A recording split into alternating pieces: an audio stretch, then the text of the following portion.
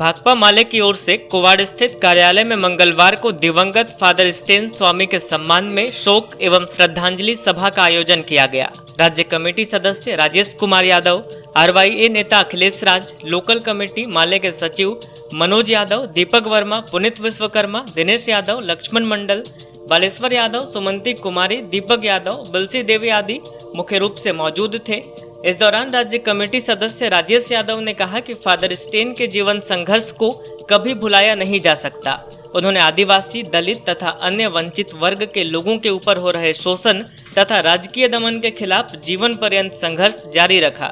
यह बात कॉरपोरेट परस्त मोदी सरकार को पसंद नहीं आई, जिस कारण उन्हें वयोवृद्ध होने के बावजूद गलत तरीके से केस में फंसाकर जेल में डाल दिया गया।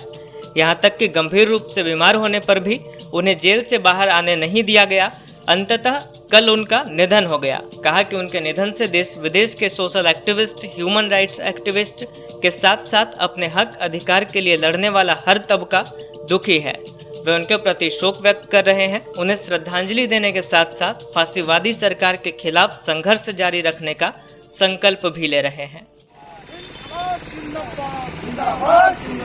फादर स्टेन स्वामी अमर रहे, फादर स्टेन स्वामी अमर रहे, फादर स्टेन स्वामी का संघर्ष जिंदाबाद, फादर स्टेन स्वामी का संघर्ष जिंदाबाद। स्टेन स्वामी पर झूठा मुकदमा करके उनको मौत के कगार पर पहुंचाने वाले मोदी सरकार हाय हाय, फांसीवादी मोदी सरकार मुर्दाबाद, इनकलाब जिंदाबाद। फादर स्टेन स्वामी अमर रहे, इनकलाब जिंदाबाद। फादर स्टेन स्वामी को लाल सलाम, फादर स्टेन स्वामी को लाल सलाम, इनकलाब जिंदाबाद। जैसा कि पता है, कल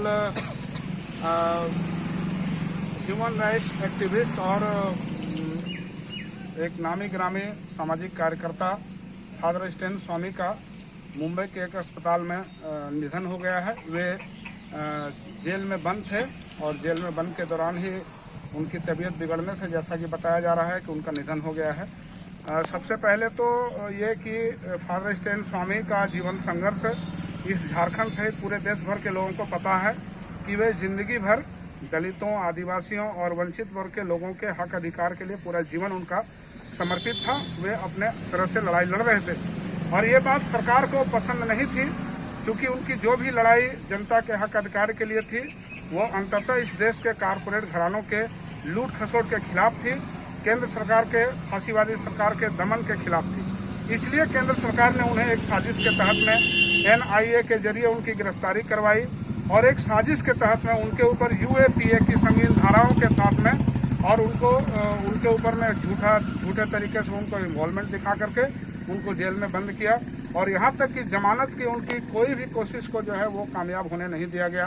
काफ़ी बुजुर्ग होने के बावजूद भी 84 वर्ष के व्यक्ति को जिस तरीके से जेल में रखा गया, उनको जमानत भी नहीं दी गई, जबकि उनका अधिक उम्र के कारण और उनकी बीमारी को देखते हुए उनका जमानत होना चाहिए था, लेकिन वह भी जमानत का रास्ता बंद करके एक तरह से उनको असमय मौत के कगार पर पहुंचा दिया गया है।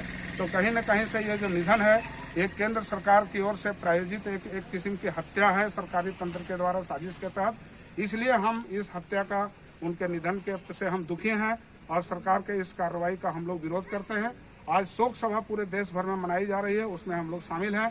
हम लोग यह संकल्प ले रहे हैं कि फादर स्टेन स्वामी का जो संघर्ष था मानव अधिकार को लेकर के, उनका जो संघर्ष था झारखंड के जल जंगल जमीन को बचाने के लिए, उनका जो संघर्ष था झारखंड के आदिवासी, दलित और वंचितों के हक अधिकार की लड़ाई के लिए, हम उस संघर्ष को आगे बढ़ाएंगे। हम उनके अरमानों को मंजिल तक पहुंचाएंगे। यही आज का संकल्प हम लोग ले रहे हैं।